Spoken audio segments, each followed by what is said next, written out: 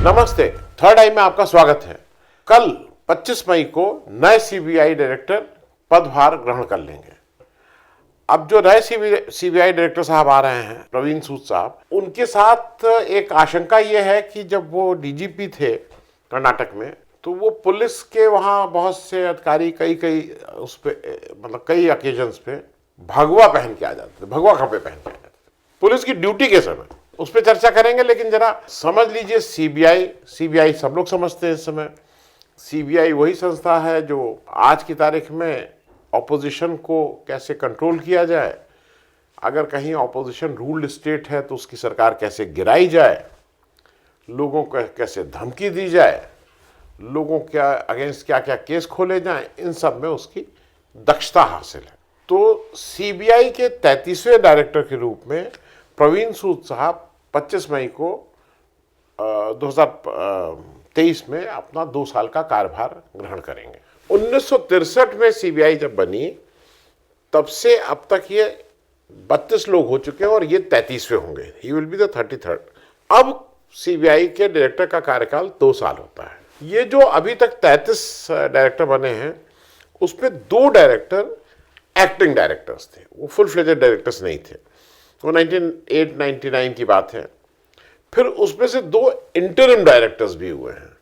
वो आफ्टर जो आलोक वर्मा का एपिसोड हुआ, अगर आपको याद हो, आलोक वर्मा जब डायरेक्टर थे और उनके जो सीधे स्पेशल डायरेक्टर या एडिशनल डायरेक्टर, उनके साथ राकेश अस्थाना थे, और दोनों सबसे शीर्ष पे पदों पे बैठे हुए इन दोनों लोगों ने एक दूसरे पे भ्रष्टाचार और घूस का आरोप लगाया था।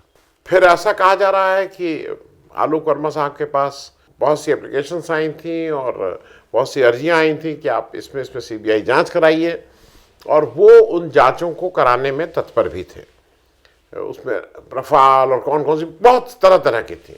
और आधी रात में उनके ऑफिस को सीज किया गया और सुबह उनको ऑफिस नहीं आने दिया गया, उनको फोर्स छुट्टी पे भेज दिया गया, फिर उनका इधर उधर पोस्टिंग की गई, इत्यादि। वो आपको याद है। उस समय उसके बाद 2 इंटरिम डायरेक्टर भी हुए हैं, और आलोक वर्मा साहब 28 थे, और उन्होंने 1 फरवरी 2017 में अपना कार्य शुरू किया था, और 10 जनवरी 2019 में टेक्निकली वो चले गए थे। हालांकि 24 अक्टूबर या 25 अक्टूबर को ये सब झंझट शुरू हुआ, जब उनको आधी रात में उनके दफ्तर को कंट्रोल में ले लिया गया, सीज कर लिया गया, और उसके बाद फिर रूटीन में वो नहीं सीबीआई डायरेक्टर के तौर पे फंक्शन कर पाए थे।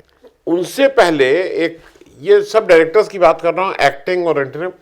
एक बार 27वें जो डायरेक्टर थे, डायरेक्टर नहीं थे, वो स्पेशल डायरेक्टर के रूप में राकेश अस्थाना जी भी फंक्शन कर चुके हैं। उनका 27वां आता है। आलोक वर्मा जी 28th हो गए। उसके बाद नागेश्वर राव जी 29th हुए, जो इंटरिम तौर पे थे। जब ये सब झगड़ा चल रहा था तो उनको ऐसी चार्ज दे दिया गया था, अगर आपको याद हो। इसके बाद ऋषि कुमार शुक्ला जी आए। ये मैं आपको इसलिए ये बता रहा हूं कि ये कितना ज़्यादा पॉलिटिकल अपॉइंटमेंट होता है, और केवल पॉलिटिकल ही नहीं होता है। ये वो पुलिस अधिकारी जो एक दल विशेष के साथ जो ज़्यादा कंफर्टेबल होते हैं, जो ज़्यादा उस तरह की बात करते रहते हैं, उनको ही हर दल विशेष अपने यहाँ लाता है। ऋषि कुमार शुक्ला जी एमपी काडर के थे, और उसके बाद इनको, जब आलोक वर्मा जी का एपिसोड हो गया, इंटरिम कोई कहते हैं, इनको फिर बनाया गया। इनको कब बनाया गया? इनको बनाया गया 4 फरवरी 2019 को। अब ये थोड़ा समझना होगा, 4 फरवरी 2019 को ये बने थे 2 साल के लिए, 3 फरवरी 2021 तक रहे। 2 साल का, जो मैंने बताया ना, 2 साल का इनका पीरियड होता है, टर्म होता है। सीबीआई डायरेक्टर को नियुक्त करने के लिए 3 लोगों की कमेटी होती है, जिसमें prime minister, chief justice of India और लीडर ऑफ ऑपोजिशन होता है। तो ऋषि कुमार शुक्ला जी को जिस कमेटी ने रिकमेंड किया था, उसमें मोदी जी, रंजन गोगोई साहब और मल्लिकार्जुन खड़गे साहब थे। ये 1983 काडर के, मध्य प्रदेश काडर के अधिकारी थे, और जब ये डीजीपी बने, ये डीजीपी थे 2018 में, जब कांग्रेस की सरकार आई मध्य प्रदेश में, तो उस समय ये डीजीपी थे, मतलब सर्वोच्च पद पे बैठे हुए थे। और वहां से इनको हटा दिया गया, क्योंकि एक चीज और समझ लीजिए, 2 डीजीपी आपके सामने हैं। एक ऋषि कुमार शुक्ला जी हैं, दूसरे प्रवीण सूद साहब हैं, जो उन स्टेट में रहे जहां पे बीजेपी की सरकार थी और बीजेपी वहां हारी, और हारने के बाद भी उनको एक तरह से ये तोहफा दिया गया कि उनको सीबीआई डायरेक्टर के पद पे ले जाया गया। तो इस मतलब अगर आप प्रथम दृष्टया देखिए ना, तो एक आदमी बीजेपी के पॉइंट ऑफ व्यू से अगर वो इलेक्शन हार रही है तो इसने तो एज डीजीपी बहुत अच्छा परफॉर्म नहीं किया, और उसके बाद उनको एलिवेट करके ले जाया जाता है एज डायरेक्टर सीबीआई। इनका जब कांग्रेस सरकार 2018 में आ गई तो एज डीजीपी इनकी कांग्रेस के से बहुत बनी नहीं, और ये वहां से हटा दिए गए, और हटा के इनको डीजीपी पुलिस हाउसिंग कॉरपोरेशन का एमडी बना दिया गया। एक तरह से बड़े पद से हटा के छोटे पद पे कर दिया गया था, और अब फिर इनको 2019 फरवरी में एज डायरेक्टर सीबीआई ले आया गया। उसके बाद जब 19 में 3 फरवरी को इनका टर्म पूरा हो गया तो फिर एक इंटरिम डायरेक्टर आए, और वो प्रवीण सिन्हा जी थे। ये इंटरिम डायरेक्टर इसलिए आए क्योंकि इलेक्शन सामने था। इलेक्शन हो जाने के बाद ही ये ठीक भी था कि इलेक्शन हो जाने के बाद ही फुल फ्लेजेड सीबीआई डायरेक्टर बनता। फिर किनको लाया गया? सुबोध कुमार जायसवाल साहब को। सुबोध कुमार जायसवाल साहब जब आए तो 2019 में मोदी जी सेकेंड टर्म के प्राइम मिनिस्टर, हमारे अमित शाह साहब ऑलरेडी होम मिनिस्ट्री की कुर्सी पे बैठे हुए होम मिनिस्टर, और इनको जिस कमेटी ने किया उसमें Modi ji as prime minister, justice Ramana साहब as chief justice of India, और हमारे अधीर रंजन चौधरी साहब एज लीडर ऑफ अपोजिशन। ये 3 लोगों की कमेटी ने इनको किया था। जायसवाल साहब महाराष्ट्र काडर के 1985 बैच के हैं। अब इनका जरा इनकी भी कुछ तारीफें सुन लीजिए।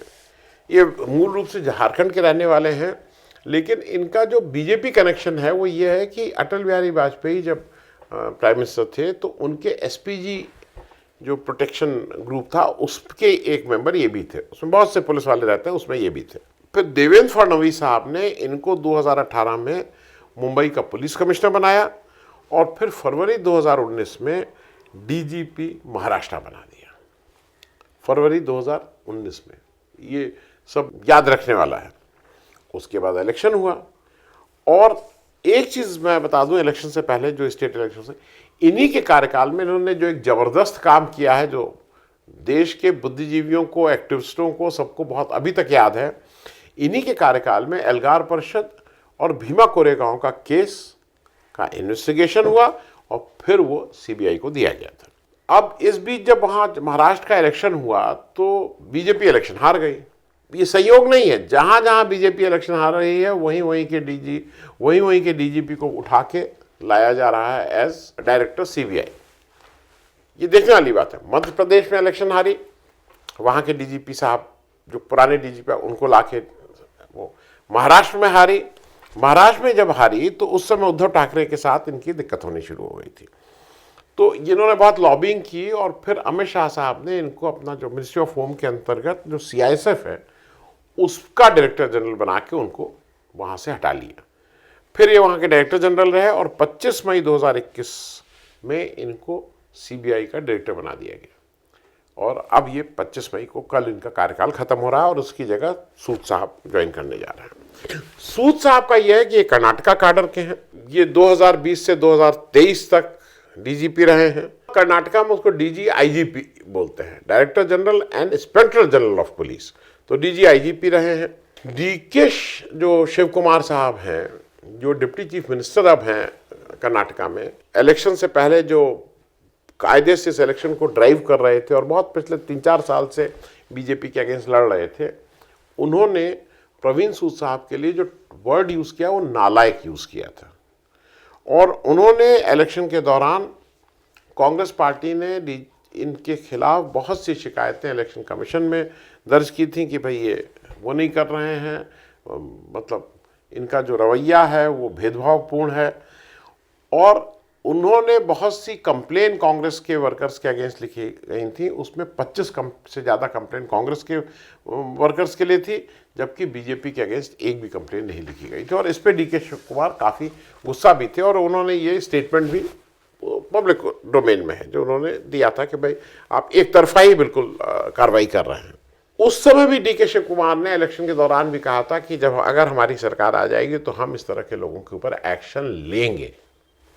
तो एक बड़ा कारण तो यहाँ से भागने का ये था कि भैया ये डीके शिव कुमार के उससे मतलब कांग्रेस की सरकार आ जाने पे वहाँ रहना मुश्किल हो जाता। डीके शिव कुमार साहब ने कल मतलब 23 मई को पुलिस वालों से बातचीत की, और बातचीत ही नहीं की, उन्होंने उसको बहुत स्ट्रिक्ट वार्निंग दी है और उन्होंने ये कहा साफ साफ कि जो पुलिस विभाग का भगवाकरण किया जा रहा है ये बिल्कुल बर्दाश्त नहीं किया जाएगा। आप इसको यहीं पे तुरंत तत्काल प्रभाव से आप इस पे रोक लगाइए, क्योंकि उनका ये कहना है कि पुलिस डिपार्टमेंट शर्मसार होता है, क्योंकि जैसे मैंगलोर, बीजापुर, बगलकोट यहाँ की पुलिस ने कई बार इस तरह का डिस्प्ले किया जब वो जैसे भगवा शॉल पहन के आ गए ऑफिस में। सारे मतलब एक आदमी नहीं आया, सारे पुलिस वाले भगवा शॉल पहन के आ रहे हैं। 2021 की विजयदशमी के दिन सब लोग भगवा वस्त्र पहन के आ गए, मतलब ड्यूटी पे भगवा वस्त्र पहन के आ गए। फिर कहीं सफेद कुर्ता पैजामा और ऊपर से भगवा शॉल, कहीं पे कहीं सफेद धोती और भगवा शर्ट। महिला पुलिस के लिए तो भगवा साड़ी बहुत आसान थी। तो इस पे बहुत सख्त ऑब्जेक्शन डीके शिव कुमार ने किया है। उस समय की बात है जब ये सब हो रहा था और जब डीजीपी हमारे प्रवीण सूद साहब थे, मतलब उनकी सरपरस्ती में ये सब हो रहा था, तब सिद्धारमैया साहब ने एक ट्वीट भी किया था। उन्होंने कहा था कि भगवाकरण तो कर ही रहे हो, क्यों नहीं इन लोगों के हाथ में एक त्रिशूल भी थमा देते हो जिससे टोटल हो जाए, कंप्लीट। तो इस बात को मैं आपके साथ इसलिए कर रहा हूं कि अब जो आलोक वर्मा के बाद जिस तरह का सिलसिला शुरू हुआ है, बीजेपी जहां पे इलेक्शन हारती है वहां पे उसके जो डीजीपी रहते हैं या इत्यादि इस तरह के लोग, और ये वो सारी जगह हैं। एक और चीज ध्यान रखिएगा, 3 चीजें सोचने वाली हैं। कहां कहां के डीजीपी को आप करते हैं? जहां पे बीजेपी इलेक्शन हारती है वहां के डीजीपी को आप रेस्क्यू करते हैं एक तरह से। दूसरा, ये वो तीनों स्टेट हैं, मध्य प्रदेश, महाराष्ट्र और कर्नाटका, जहां पे तोड़ फोड़ हुई है, जहां पे एक्टिव पार्टिसिपेशन ऑफ एडमिनिस्ट्रेशन के चलते ही वहां की सरकार गिराई गई है। ये आप बाकी रेफरेंस आपको खुद समझना है। और अब ये तय बात है कि जो हमारे प्रवीण सूद साहब थे उनके लिए कर्नाटक में दिन बहुत अच्छे नहीं रहते, लेकिन अब उनको सीबीआई का डायरेक्टर बना के भेज दिया गया है। तो अब सीबीआई डायरेक्टर साहब के अगेंस्ट कौन क्या कार्रवाई होगी? दूसरा यह है कि सीबीआई के चूंकि यहाँ डायरेक्टर बन के आ गए हैं तो उनको भी पता है कि मुझे क्या करना है, ये तो बिल्कुल स्पष्ट है। एक तरह से जब रेस्क्यू करके वहां से निकाला गया है तो काम भी उसी हिसाब से जज्बात के साथ और पूरे पैशन के साथ करना होगा, जिस तरह का काम इस समय जो उनके बॉसेस हैं वो कहेंगे, जो पॉलिटिकल बॉसेस हैं। देश के लिए जैसा मेरे हिसाब से ड्यूटी के समय कोई भी इस तरह के सामूहिक रूप से ड्रेस पहनना या ये प्रदर्शन करना ये खराब है। ये खराब इसलिए है कि जैसे ये कहा जाता है ना, वर्दी पहन के आप किसी के पैर नहीं छू सकते हैं, चाहे वो अपने आपके पिताजी हो, क्योंकि माना यह जाता है कि वर्दी की जो इज्जत है, जो वर्दी का ताकत है, वो इंडिविजुअल से बड़ी है। प्रधानमंत्री जी का पैर जो अभी ये गए थे दौरे पे, उसमें एक छोटे देश के प्रधानमंत्री ने पैर छू लिया है। बीजेपी के लोग बहुत प्रसन्नचित्त हैं कि भाई देखिए हमारे प्रधानमंत्री का डंका बज रहा है, विश्व गुरु हो रहा है, उनका पैर छुआ जा रहा है। लेकिन किसी राष्ट्र के चुने हुए प्रतिनिधि को सार्वजनिक रूप में दूसरे राष्ट्र के इसके कोई अगर पीएम, प्राइम मिनिस्टर या प्रेसिडेंट आ रहा है, ये नहीं करना चाहिए, क्योंकि राष्ट्र व्यक्ति से बड़ा है। और आप जब उस राष्ट्र के उस पद पे बैठ गए हैं तो आप उस राष्ट्र को सिग्निफाई कर रहे हैं, उसको डिनोट कर रहे हैं, आप वो राष्ट्र हैं। आप अपना अकेले जाते हैं, आप अकेले उसमें जब आप, क्योंकि वहां आप जब एयरपोर्ट पे आए हैं तो आप as a prime minister of that country आए हैं, वो कंट्री वहां रिसीव करने आई है। आप अकेले जाते, आप अपना पैर क्या, आप पूरा साष्टांग करते, चरण धोते, भारत की तरह उसका वो करते, पांव पखारते, कोई दिक्कत नहीं थी। लेकिन सार्वजनिक रूप से अगर कोई भी व्यक्ति ये कर रहा है तो मुझे ऐसा लगता है, और ख़ास करके अगर वो सार्वजनिक पद पे बैठा हुआ है तो उसके कुछ डूज एंड डोंट्स हैं। ये उचित नहीं था। सीबीआई में प्रवीण सूद साहब अब कितनी शिद्दत के साथ और कितने पैशन के साथ अब अपना काम करेंगे, क्योंकि काम फिर वही है, समय इनके पास भी कम है, 2 साल का टेन्योर है, लेकिन अगले 1 साल के अंदर डिसाइड हो जाएगा कि यही सरकार आगे कंटिन्यू करेगी या तो कोई दूसरी सरकार आएगी। तो जरा कम समय में ज़्यादा काम करना है प्रवीण सूद साहब को। Thank you so much.